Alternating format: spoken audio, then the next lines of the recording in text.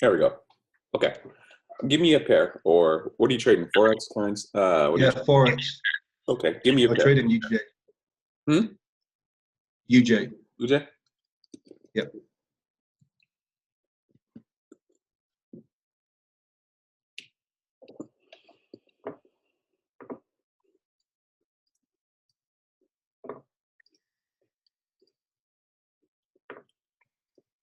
Okay.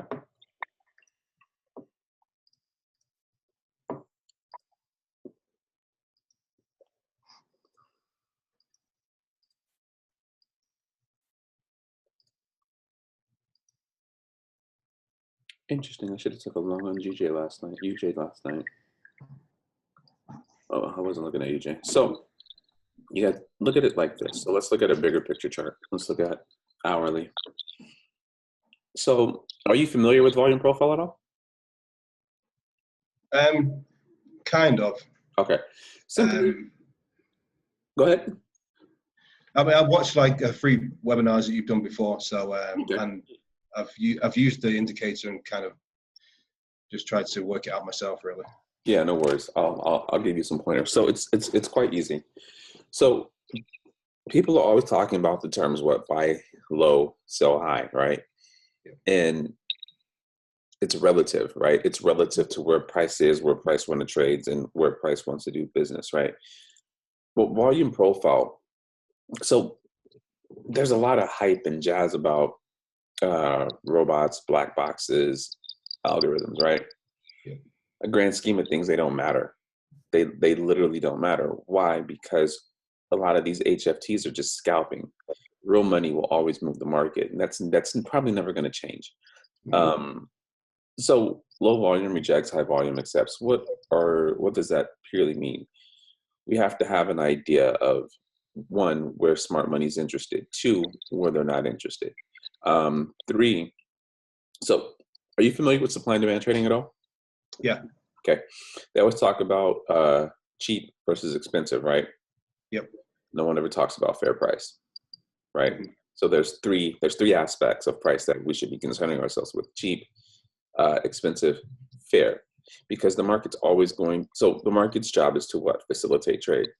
It can only facilitate trade if two parties or multiple parties agree on something at a specific price, right? So let's say I walk to an AT&T store and I say, hey, I want to buy an iPhone. They tell me $2,000. I say, yeah, no, that's too much money, and I walk out. Say I walk into another store and they say 1,000. I'm like, okay, we agreed, right? So now we have a transaction. Same can be said of like the housing market here in California. I recently put a bid on the home and I had to withdraw because the buyers kept taking offers right as I thought we had a deal. So they kept looking greed, right? They kept driving the price of their house higher, and I said, you know what, fuck it, I'm over it, I'm done. Same kind of concept, right? So let's look at UJ. So point of control. It's the most traded price of this particular period, right? And you can see point of control here, point of control here, here, here, here, and here. Now, what I'm going to do, I'm going to put a horizontal line on the point of control.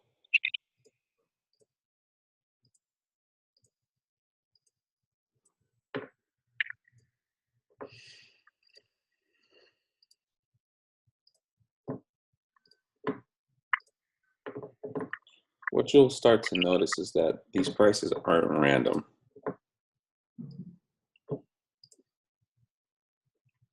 Let's go to a 4-hour.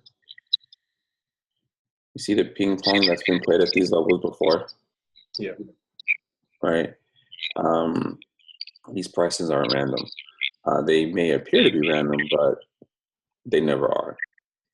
So what does that mean? That means that the market knows what prices it likes versus what prices it doesn't like. So let's remove some drawing tools and let's just do a straight profile. So common thing, right, with retail traders, and I'm pretty sure you're familiar with this. being someone who trades full time and struggled before to get there. Retail traders are doing what? Buying tops and selling bottoms, unfortunately, right? Like that's just the reality of it, right? So how do you not do that? You have to have an understanding of what smart money is looking at versus what they're not looking at. So like right here, clearly there's no demand, right? If there was demand for this, the market would still be pushing higher, right? So what you can do, you can mark off that area where there's not really any demand. And me, I'm kind of a gunslinger, and anyone in my group knows that. I'll try to get in at the top as close as I can. Why? Because if you ask me, that's the lowest risk trade that I can take, right? Without having to have a super ridiculous high stop loss, right? My goal has always been, okay, where can I get into the market with high degree of probability, also with a very, very small stop, but maximize my profit potential, right? Volume profile helps me do that. So when I see this, I understand that what's going to happen. Well, let me backtrack a bit. Price is pushing to the less liquid side of the market. Now, what do I mean by that? Price is moving up. We're trying to find enough opposing liquidity to move the market back down to a fair price, right? Price is moving down. We're trying to find enough opposing liquidity to move the market back up to a fair price. General rule of thumb, VP. Above value, you want to kind of start looking for shorts. Just depends, because we can retest the value area and keep going, right? So just a general rule of thumb, above value, you want to be looking for a short. Below value, you want to be looking for a buy. Now, where do you want to try to take that? A lot of times you can take it back to the volume point of control. Sometimes you just have to take it to a high volume node because, for instance,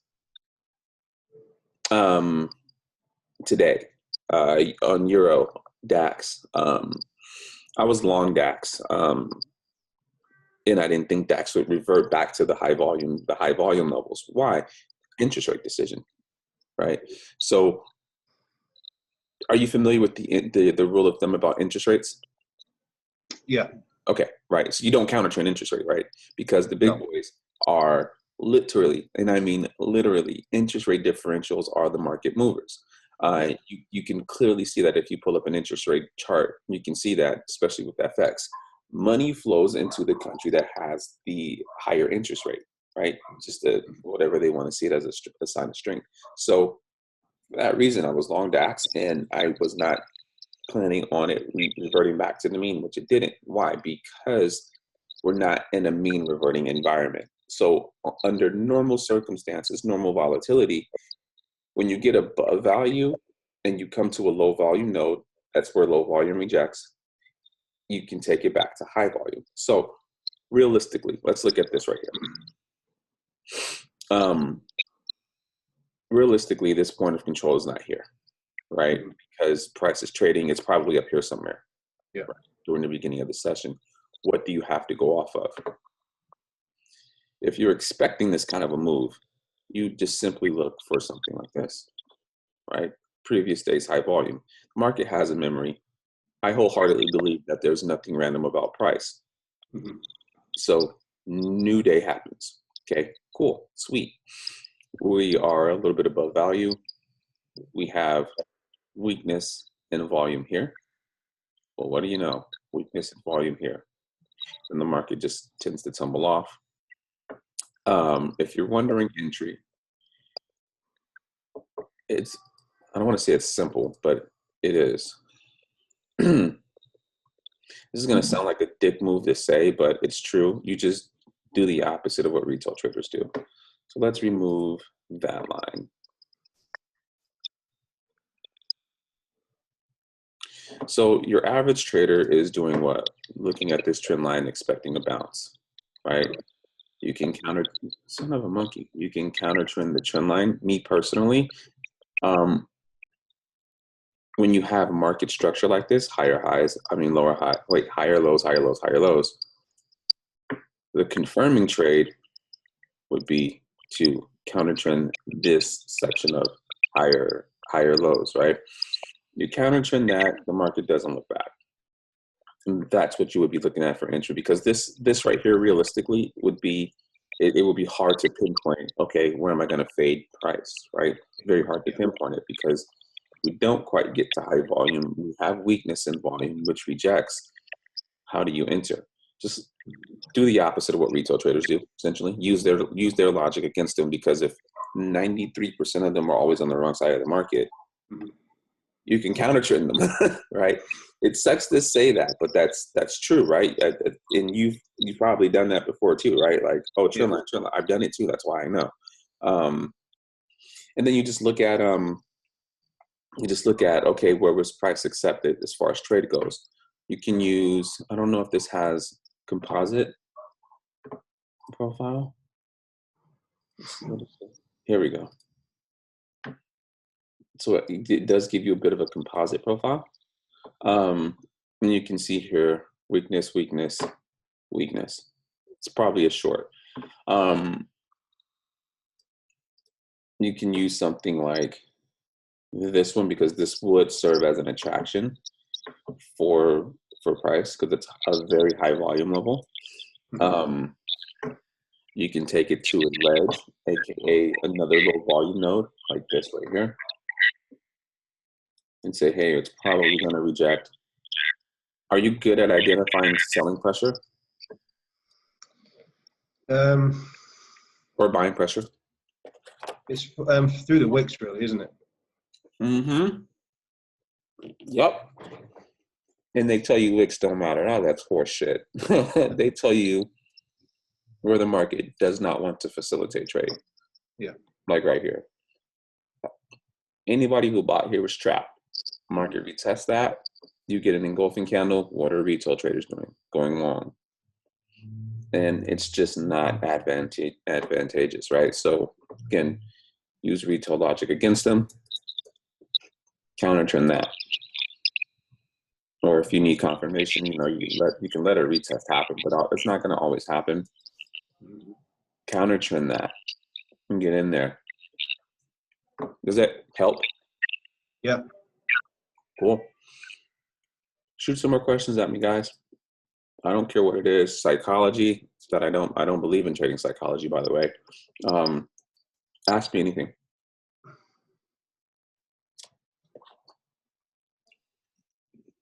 Don't be shy.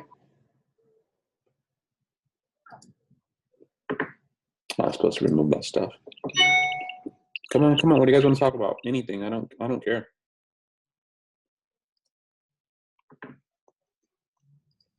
When you have a liquidity void, sometimes they don't.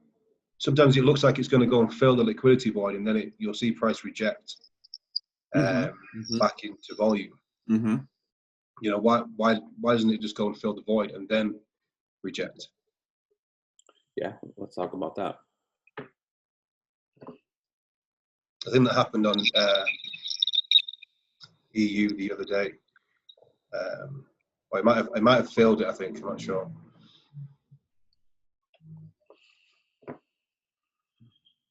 Shit.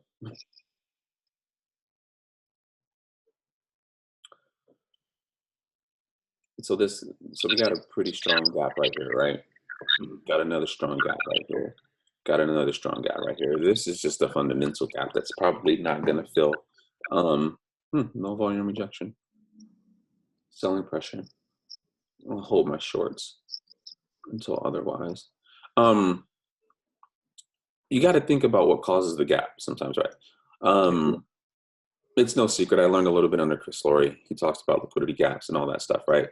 They don't always fill. Why not? It just kind of depends on the mentality behind why the gap started, right? So let's look for, I'm looking at 5 minutes. Let's go to a bigger time frame.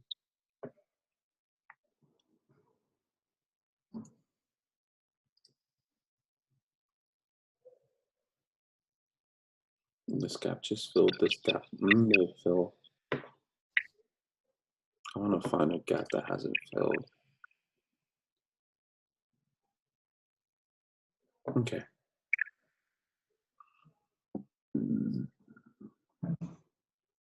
This gap's somewhat filled, but this one is still really open. Now, why hasn't this gap filled? It's probably something fundamental, right? Now, what do I mean by that? There's a fundamental reason to why these gaps aren't filling. Because I know the big thing with gaps, efficient and inefficient price movement is it's supposed to clean up the inefficient move. Well, it depends on what causes the inefficient move. If you have, so let's say you short. Have you ever looked at like order flow? I've heard of it. I've not really studied it. Yeah, don't worry about it. You don't really need to. It's kind of it can really hurt your trading because it's spoofing. I don't really think it needs to be studied. So let's say you were short, I don't know, 500 million, because that's kind of a common theme when you're looking at bids and offers, right? Do you want the market coming back to your entry point if you're short 500 million? Probably not, right? No. So what would you do? You're going to have to get behind. You probably have to put some more money into the market, right? So let's look at this area. But you can see clearly here, right? The selling interest right here with the wicks, right? So let's mark that whole area out because anyone who bought was trapped. So let's find this on the 30.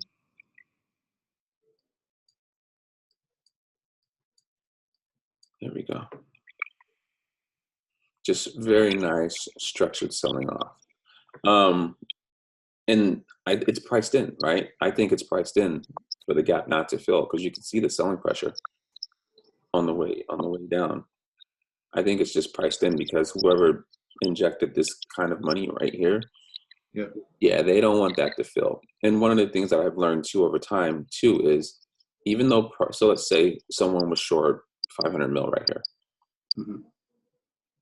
the market will come back to here because even though price is moving lower, institutions can still, well, not institutions, but banks can still deal at the area that caused the drop, even though price is moving away from it. This is why you see sometimes price coming back to these areas here to sell off because they're still dealing up here, right?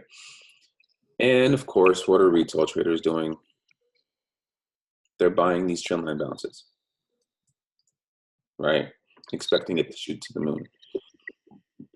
And it doesn't. So that's why I think gaps don't fill. It's a very logical process. Because again, if you injected a crap ton of money into the market, I don't think you will want the gap to fill. So then what will you do?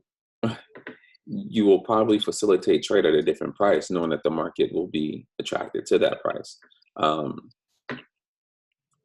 So like a POC area to protect your gap from filling. It's all very structured on the inside, right? So very specific, low volume rejection into high volume equals price move up. But we have selling pressure here. So we'll see if we can get through that. We'll see if we can get through that. I don't know if we can necessarily, but if we do, I'll consider. If I'm short euro, low volume was here, here. Where was it at? Let me look.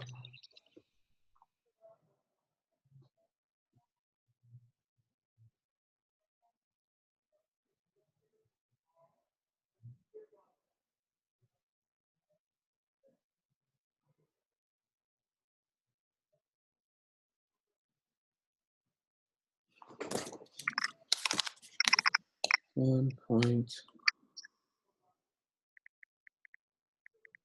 7224. Okay. 1.17.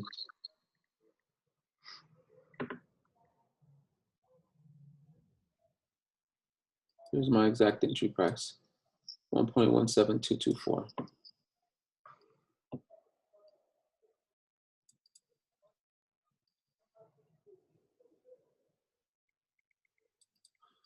This is my exact entry price. So I'm short euro from here. Why was I short up there? It's probably a trend line break. Yeah, it was a trend line break. Right above the POC. That's why I was short euro.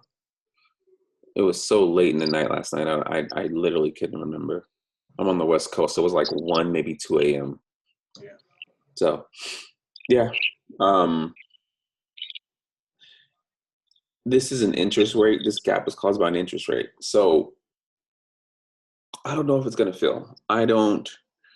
This trend was so aggressive, being that it was based on the fact that the European Union decided to not raise rates. Mm-hmm. I don't know if it's going to fill. I wouldn't play a gap fill on this one because you can see the selling's priced in, right? It's priced in here. It's priced in here. Priced in here. So there's probably a wall of limit orders, right? So do you understand do you understand the relationship between limit orders and market orders? Not fully. No worries. Simple. Limit orders are your market movers. So, I do a lot of trading at the market. But when you're buying at market, you're removing liquidity from the market. And I think that's kind of the problem with retail traders is they don't understand that either. So when you're buying at market, you're pulling money out of the market. Limit orders are adding money to the market. So Right. Limit orders have priority over market orders.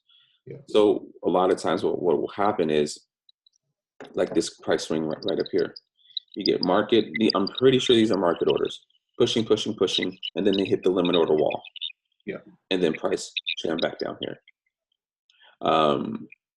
That's another thing too. And again, people say, oh, you need the DOM, you need this, you need Bookmap, you need this. You don't. You just wait. You literally just wait because you'll see it happen. You'll literally see it happen because these market orders ran into limit orders clearly. And then boom. That's the basis of a lot of my entries too, is just seeing where the wicks, right, the selling pressure is coming in at. That's telling me that someone's pricing in some trade right there, and that I should do the same thing. All right. So highs and lows of the day would be limit orders that usually. You are smart. Essentially, you are a smart man. I like it. I got a feeling we trade very similarly. Probably. I have a very good feeling. Where are you from, by the way? Well, I'm from the UK, but I'm in Colombia right now for a few months, and then back to the UK. Just kind of traveling with my wife for a while. Nice. So, see, that's what trading do for you. But that's it. Yeah, it's the freedom. My kids are young and in school, so I'm stuck in California. My kids, I've got 2 kids, but they're like 16 and 18. They live with my ex. So you don't look old enough to have kids that old. Huh? You don't look old enough to have kids that age. Yeah. Well, it's pretty cool. Yeah. But yeah, I think we decided to, because my wife's Mexican, and we decided we were just talking to a bunch of other people, and I think we're gonna buy a home in Mexico. Okay. Yeah. Because healthcare is cheap, better than the U.S. Mm-hmm. Cost of living is cheaper, and just live there in the summers. Yeah. So I think that we're gonna do that. Probably pull the trigger on that because for like $200,000, you can get a pretty cool house. Yeah. U.S. like the house I bought or attempted to buy, I paid I got it for $524, and it was a cash offer, unfortunately. And we started looking at Texas, and I was like, shit, $524. I'm like, we can get a better house with the pool for that same price. So we briefly considered Texas, but then I was like, nah, they have tornadoes, and I like California weather a lot, a lot. So decided not to go for that. But yeah, that's pretty cool, man. Yeah, let's talk after this too. I'll message. What's your username on? Above below. That's my username on. Okay. Yeah, I want to pick your brain a bit. I have an idea that we have very similar style as far as trading goes. So, anywho, so anybody have questions that want to talk to? Like, what do you guys want to talk about? Doesn't matter. No such thing as a stupid question. I don't care. I'll answer anything.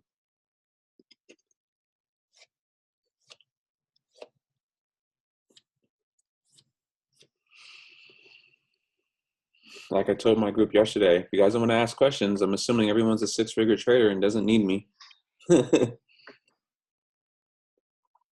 Like, like, for the guys who aren't speaking, you know how you can unmute yourself, right? Unmute yourself and ask me a question. Like, this is your time. Don't waste it.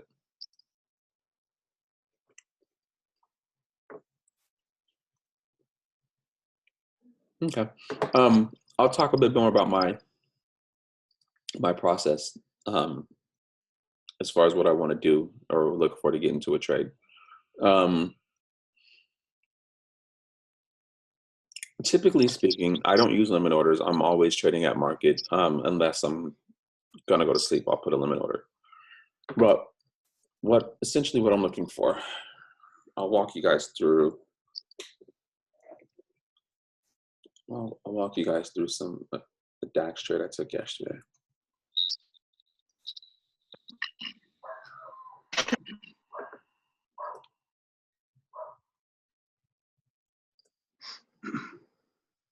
It's not going to pull up.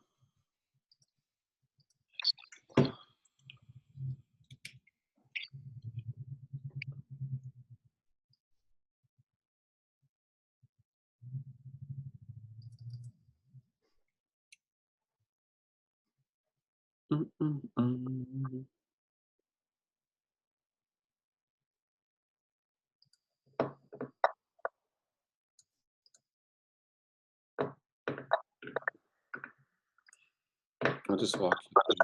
Oh, there's a chat. Where can I learn more about using volume profile? I've never seen it before. Message me on Discord and we'll talk. The thing too with volume profile is that a lot of people don't understand volume profile. So you'll get some, I'm not gonna throw any traders on the bus by any means, but you'll get some stupid ass theories on volume and where you can, where you can't buy, where you should, where you shouldn't. But if you understand the fact that low volume, so think of volume more as interest level or activity. If there's no activity at a low, we're probably going to push up, at least temporarily. There's no activity at a high, we're probably going to push down. And that's really that. So I have a very logical approach to profile. So message me, because I don't want to sound like I'm God's gift at trading, but I have yet to find a really good source on volume profile. I'll walk you through DAX last night. So essentially what I'm looking at, why are my dogs going crazy? So essentially what I'm looking at on DAX, what I was looking at on DAX last night was, okay, where was smart money interested? Where was smart money not interested? So initially, I was long, where was I long at? Hold on, I'll tell you where I was long at.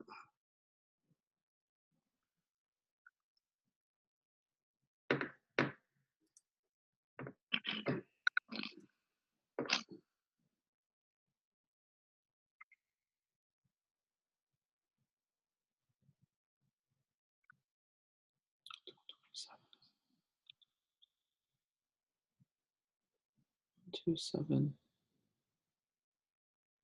127.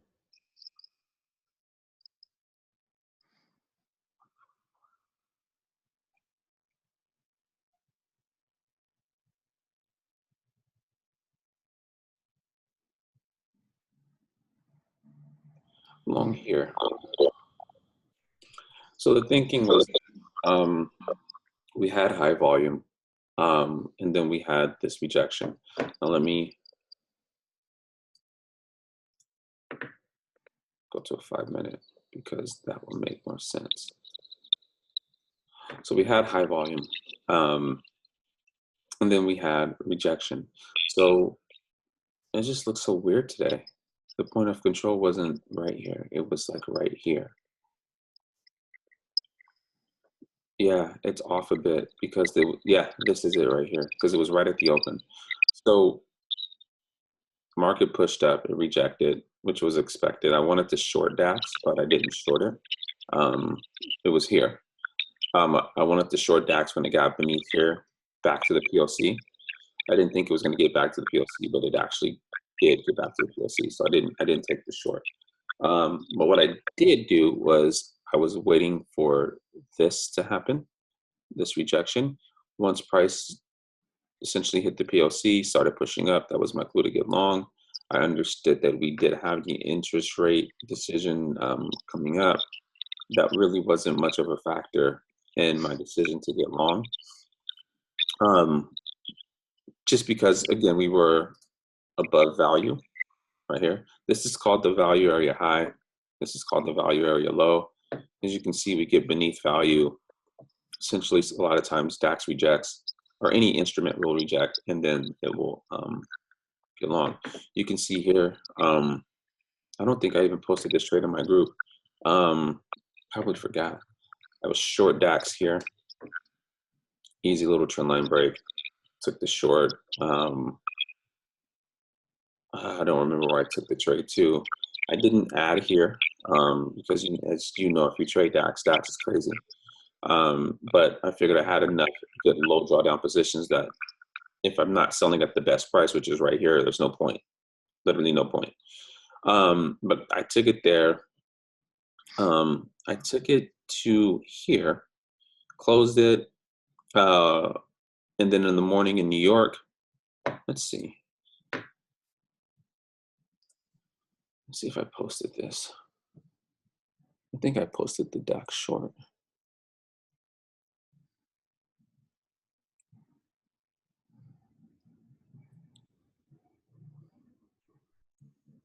Yes, I did. Right here. This was the short I took yesterday on that little trend line break here. So I got short off of here at this price level. I think I took 300 points. Took about 300 points on it and let it go because we're getting just beneath value. So I did not get in on the pullback. I should have because I expected it because at the time this was a low volume rejection and it just pushed up. But I was like, you know what? I've already hit my percentage goal for the day. But a simple long would have been using what retail traders do against them, right? Beneath value, we're coming up, we rejected. I'm pretty sure people went short, not realizing that, hey, we're beneath value, we're probably going to break. We broke up. So hindsight, I could have made a lot more money, but this is kind of how I manage my own trading psychology. Because when I get like so many good trades in a row, I start thinking, oh man, I'm Andre, I'm fucking best trader in the world, and that's not good for my trading and my trading psychology. So once I do a certain percentage, a lot of times, even if I see a good setup, I won't take it. Why? Because the last thing I need in my trading is ego. My wife will probably tell you I'm arrogant enough, so I don't need that dripping into my trading. So yeah. All right. Who has it? You guys have questions? You can unmute yourself and actually talk. That's kind of the point of all this, guys. So please, someone talk. Let me hear your voice. Speak up. Speak up. No new messages in the chat. I know you guys want to know something, so ask away, please. Ask away. Ask away. I don't mind sharing. I don't really care. So ask, ask, ask. Go back to trading view. Do you guys want to mark up a chart potentially? I don't know. I'm trying to give you guys some time here. No one wants to talk to me. Yeah, let's mark up a chart. Let's look at gold.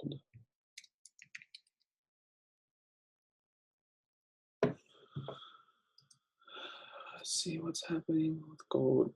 Oh, I'll tell you another trade I took last night that I forgot to post in my group.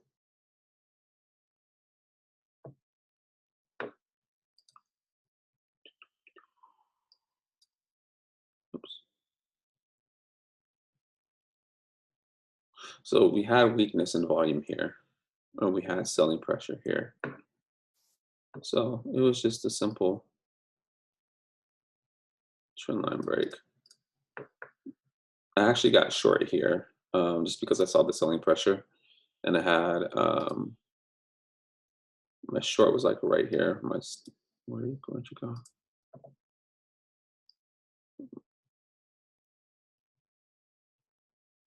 That was my stop right here. And I literally just took it to here. That was it. Hindsight, I should have gotten short again because it looks like we're breaking down. I'll show you a long I took on gold.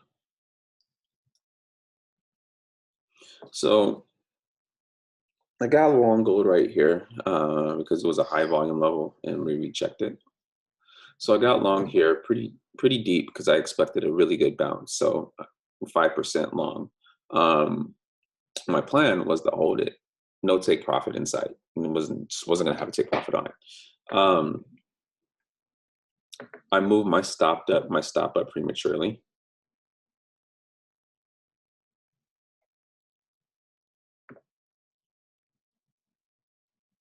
Where's my stop?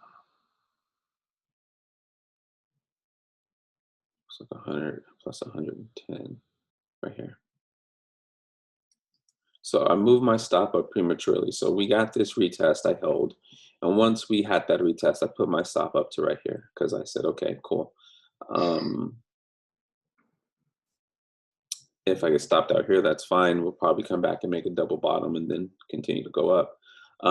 But hindsight, I probably should have left it open. I do think gold is a longer term going to be a buy, but we'll see what happens.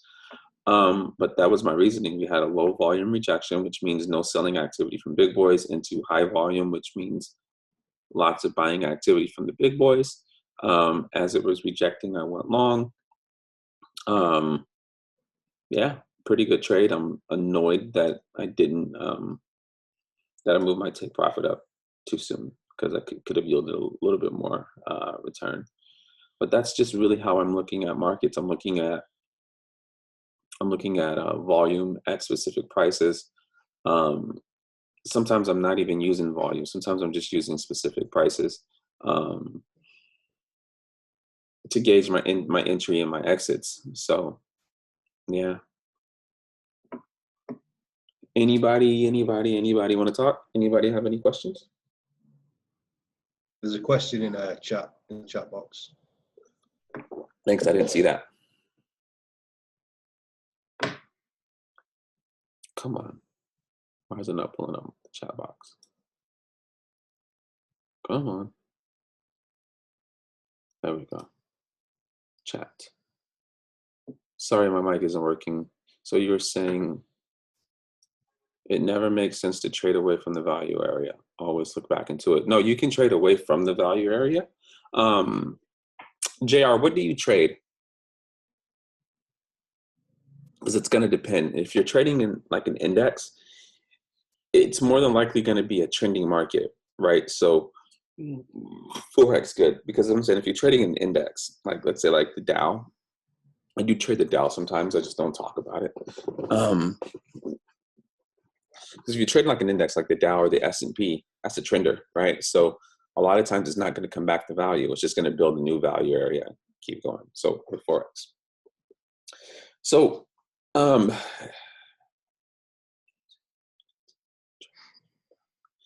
it does make sense to trade away from value depending on the situation, because let's see if we can find the case. Let's look at just a random chart. So sometimes, yes, it does make sense to trade away from value, because sometimes you will see that high volume is going to be good. Damn, this is choppy. A lot of times high volume can be very good support or resistance, right? So you have to get really good at identifying what's happening in the here and in the now. So let's say for instance here, we had this POC right here, right? So when this day broke down, we have to look at this. I'm not going to say you have to, but there's a high degree of probability that this will be your magnet for price, right? Because price is going to be drawn back to where the market has facilitated trade. And then the market comes back, pushes up a bit, right? We have weakness in volume here. Then we push back again. We come back up. And then you see the selling pressure. So a lot of times high volume can be a very, very, very good support or resistance tool, but also high volume levels is where a lot of traders get trapped. What do I mean by that? So up here you have your low volume rejection. And then you have your high volume area. You probably have a value area high right here too. Let's see if I can put the value area on.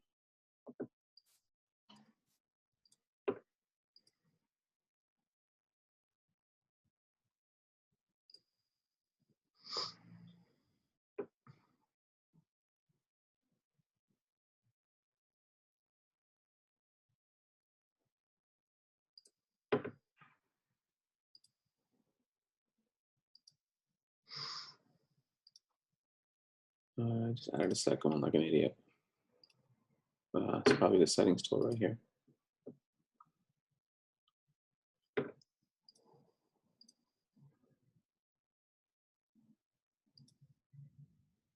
Just giving me developing value areas. I just want a fixed value area. Oh, well, it's not going to give it to me. But you probably have like a value area high right here. And then the market rejects it. But again, sometimes high volume can be a trap, right? Because even if we're looking at here, we had a very stark rejection right here, which was more or less a response to this high volume level here.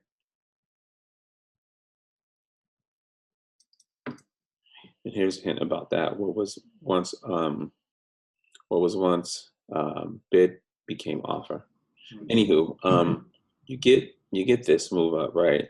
So what are supply and demand traders doing? Supply and demand traders are going to be buying. Now realizing that we had high volume here and now the market sentiment has actually flipped. So you have to be careful because if you're not good at identifying buying and selling pressure, you'll get chopped out. You'll get chopped out really, really, really easy. And I'm speaking from experience because I practiced with profile for like 8 months before I actually put it into trade. So again, be careful trading at high volume. What you want to do is remove that line. Essentially, you want to do the opposite of what retail is doing. So you see higher, higher, low, higher, higher, low, higher, low. Just do the opposite of what retail traders do and you'll be fine. That sucks to say, man, but it's freaking true. So let's look at that.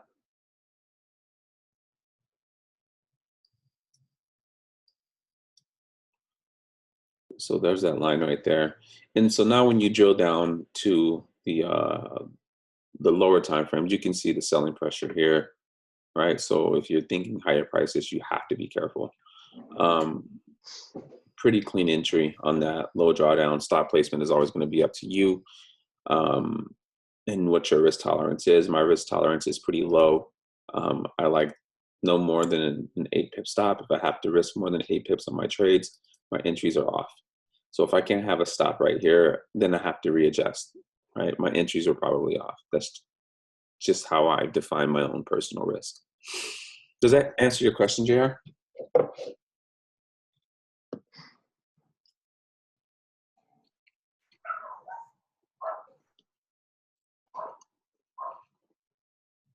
No problem.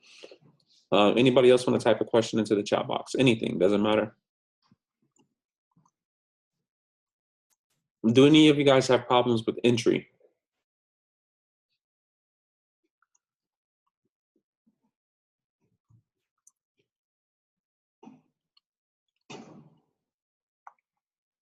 No, no one has entry issues?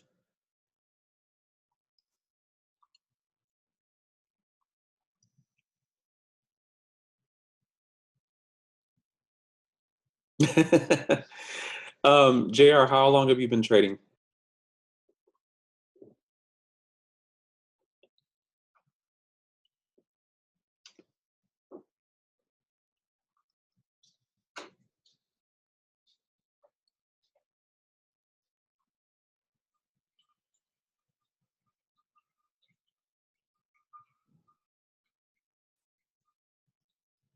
It doesn't tell me if he's typing it or not. Overall, just started with volume profile. Overall, I would say 4 years. Okay.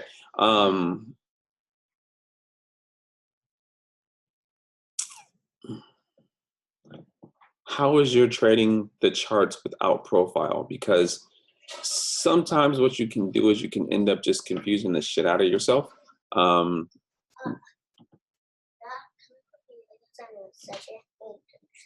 Later, I'll take you. Yeah, how is your naked chart trading?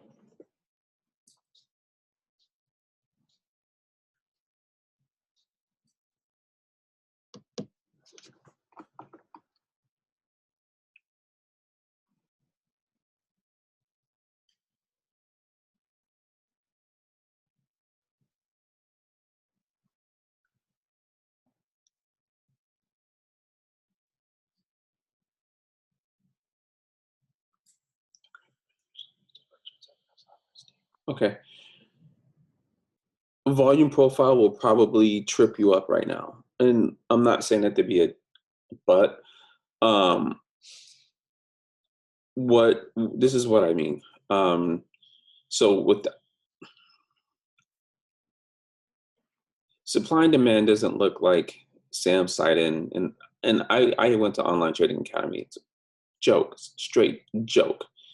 If you have less than a 40% win rate and horrible risk management, it's a joke, right? So, and the issue too with like supply and demand trading and supply and demand groups is they only show perfect setups, right?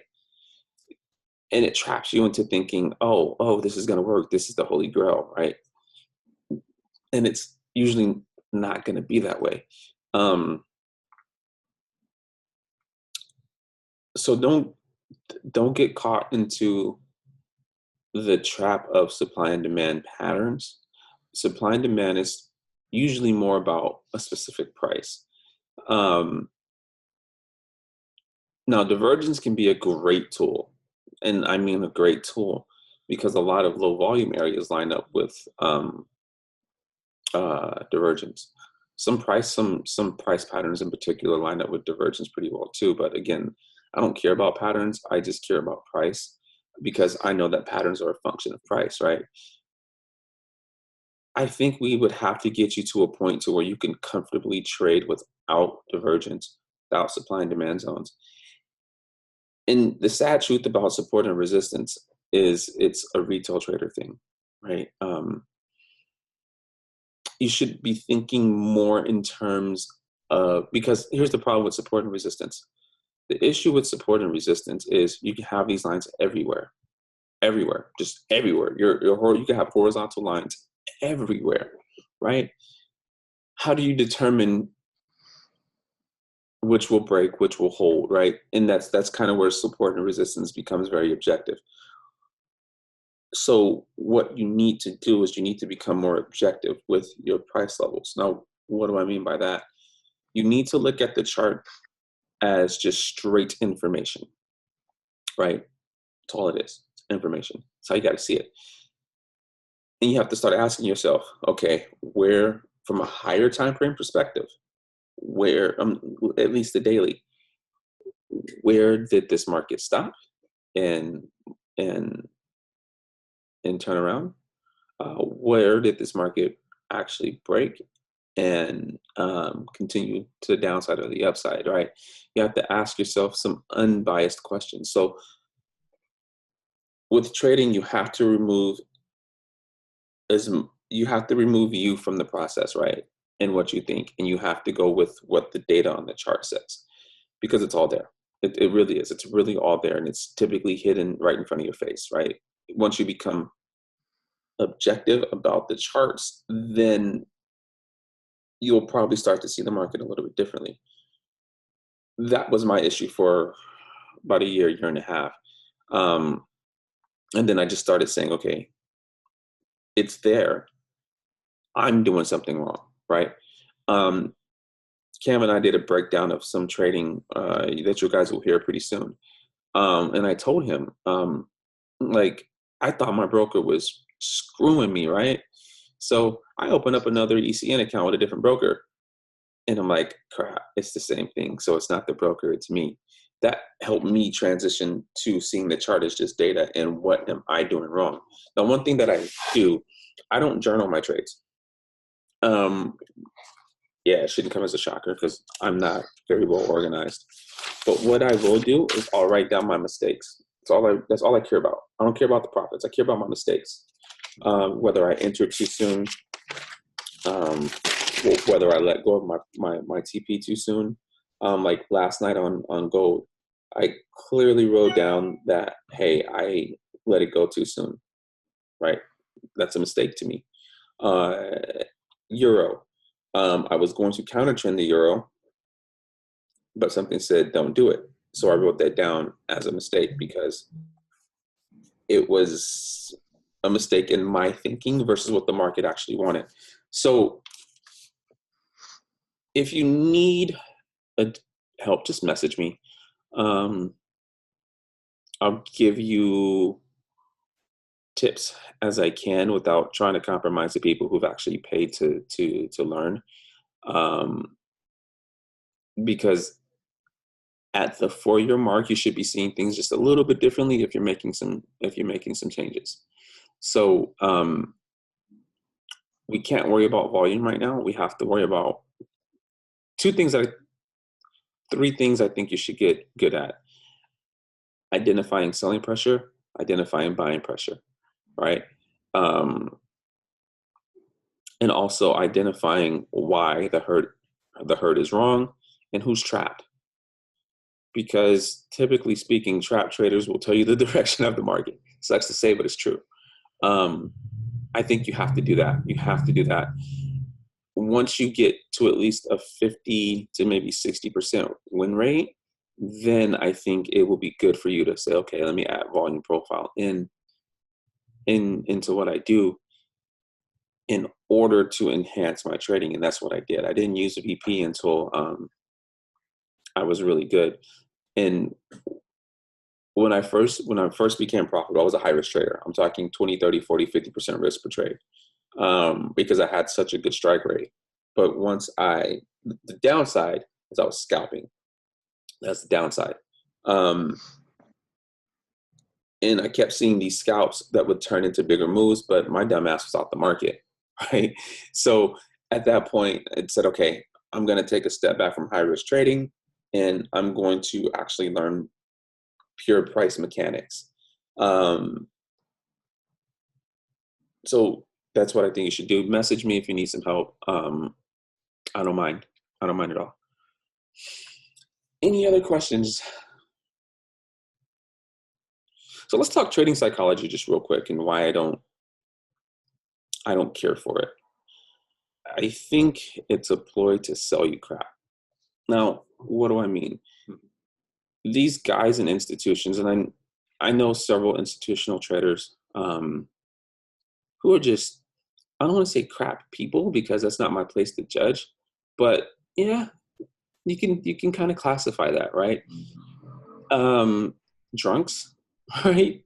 Drug users, like no different from you or I, right? Yeah, they have performance coaches inside some institutions, but for the most part, no one's sitting there talking about trading psychology. They talk about prices to do business at.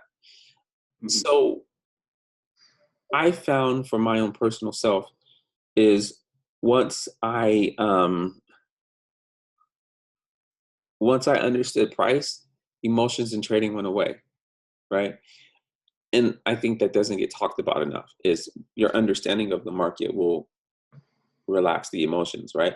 And you can't look at a bad trade and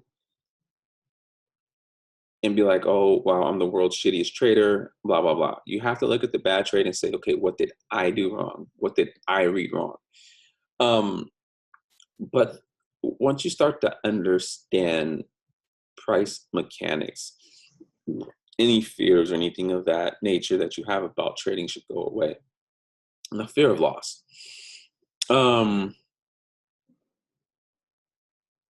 I think fear of loss is the problem with a lot of people. Don't want to take a loss. But if you've ever played competitive sports, how many times would you take a loss? Take a lot of losses, right? What do you do with the losses? You should learn from it. Video games. You're not going to win every video game. You'll lose. You probably think about, okay, why did I lose? Okay, what can I do better? Okay. It's no different than trading, right? I have a buddy who failed his driving test 13 times. 13 times. He was 22 before he actually got a license. Yeah, no kidding, no joke. So what did he do? Every single time he asked, okay, what do I need to improve on? What do I need to improve on? And eventually he fucking got it, right? That's trading. It's with anything. Like you look at kids, babies, for instance, learning how to walk. They fall, they get up, they go again. They fall, they get up, they go again. They fall. It's a cycle. They get up and go again, right? And eventually they learn it. Why? Because they figure out balance and figure out how to safely put one foot in front of the other, right? That's trading too. You have to figure out, okay, well, what am I doing wrong and how can I improve it? Why did I buy the top or why did I sell the bottom, right? Just question all the bullshit that you see on YouTube, social media, all that, because I don't think it has much value in any way, shape, or form. I don't think it has value at all. So you don't need to question your childhood. You don't need to go into a deep psychological retreat because of trading, right? Don't get me wrong. Trading will expose you to you as far as like your own insecurities and shit like that, right? But it's a learning process. Do I think you need to become a perfect person to be a great trader? Nah, because also these institutional traders don't do that either. So you don't need to either. You just need to have a thorough understanding of price. I'll tell you this. I have two guys in my group.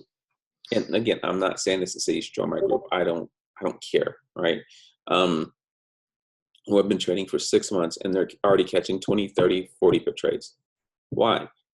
Because they learn the right stuff, right? Second part of it is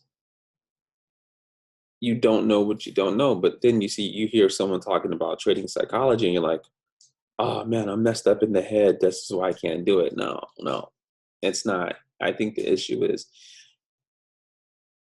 you're not going to find it on YouTube. You're not going to find it on Google. You're not going to find it on social media, right? Big guys don't want to be found for a reason. I understand why they don't want to be found either. So if you think it's your psychology, it's not. It's your understanding of price. So work on your understanding of price.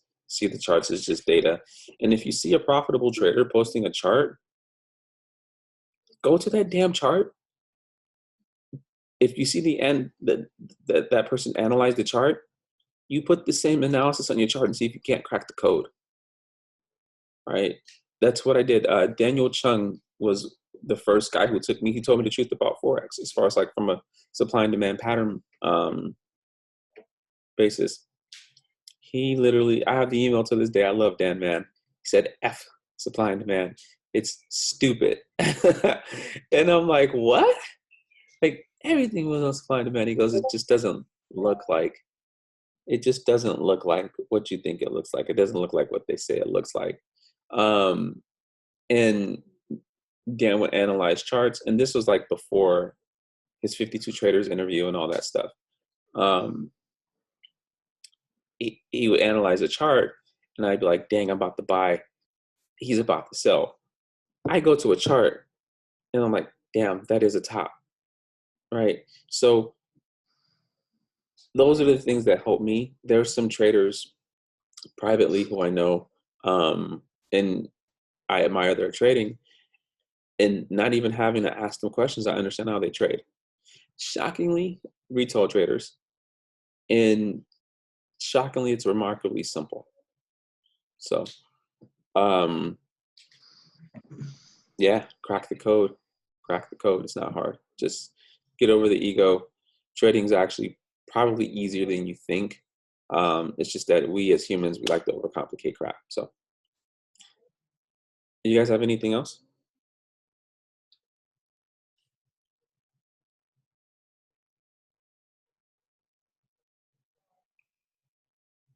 Somebody, anybody?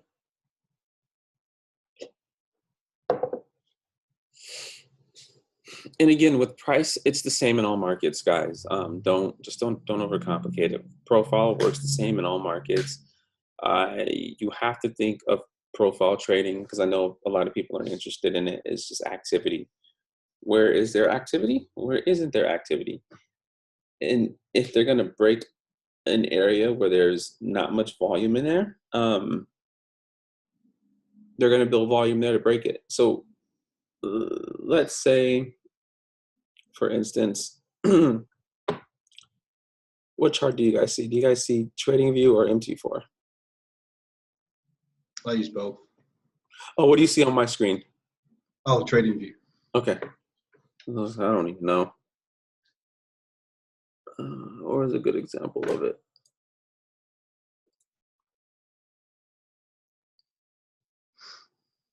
Okay, let's use this top as an example. Right here. So clearly no one was buying the top. All right. Mm-hmm. So what you'll see before a high gets broken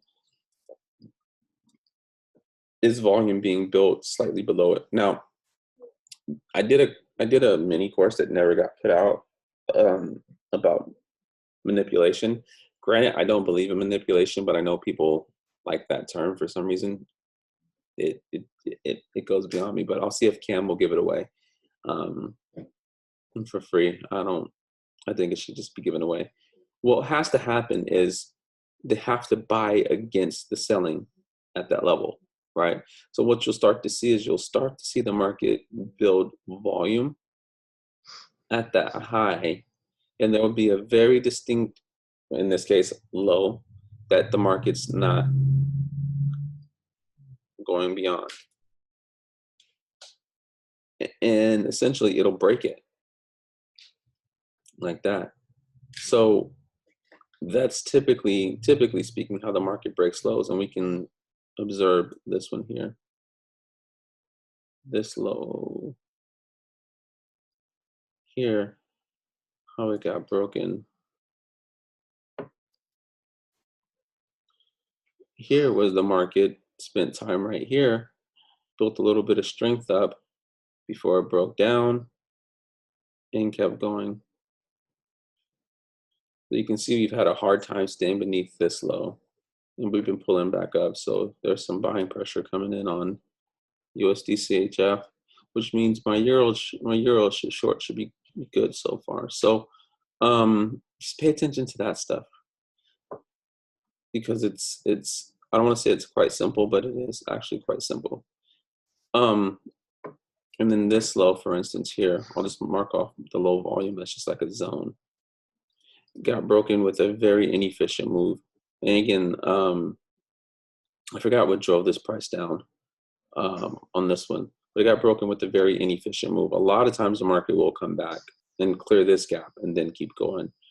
But it looks different. Like each trade looks different. Let's see if I can find this on a smaller time frame.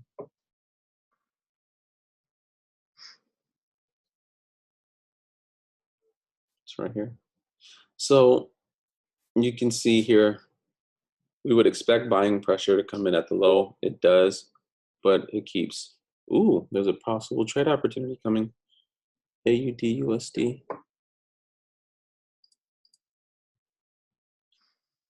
Oh, sugar smacks.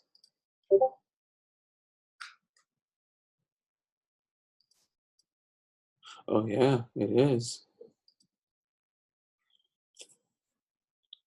Let's see how this reacts. Note, are you looking for setups around areas of low volume and high? Both. Because sometimes you'll get a low volume move into a high volume move, as the case with DAX last night, and the market will just go, or it's both, essentially both.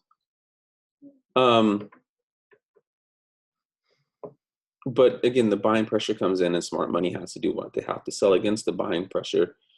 And that's how they get these orders off to break highs and break lows, as they do the opposite of what's going on at that price level. It's something I figured out on my own, and something I verified with one of my mentors. And he goes, yeah, that's how it happens. And you can see the buying pressure coming in, and they're selling against it, and buyer pressure coming in and selling against it. That's how levels are broken. It's a very logical process. That's why, like I tell people, trading is more logical than you think. Because everything's a process. Everything's a process. So cool, gentlemen. If you guys don't have anything else, then I am going to eat some food, because I haven't eaten anything. Do I really want to go to Los Angeles? Anything else, gentlemen? No, I'm good. Perfect, man. I'll get this recording over to Cam, so it could be rewatched by you guys and others too. And I'm gonna message you on Telegram. Wow, my brain is off. See, I need to eat. I'm gonna message you on Discord. And yeah, I want to pick your brain a bit. And you can pick mine too. So Cool. Got a feeling that we're very similar. Yep. Hey, no problem, guys. I hope you guys all have a good day. Yeah, cool. Take Thanks. care, gentlemen.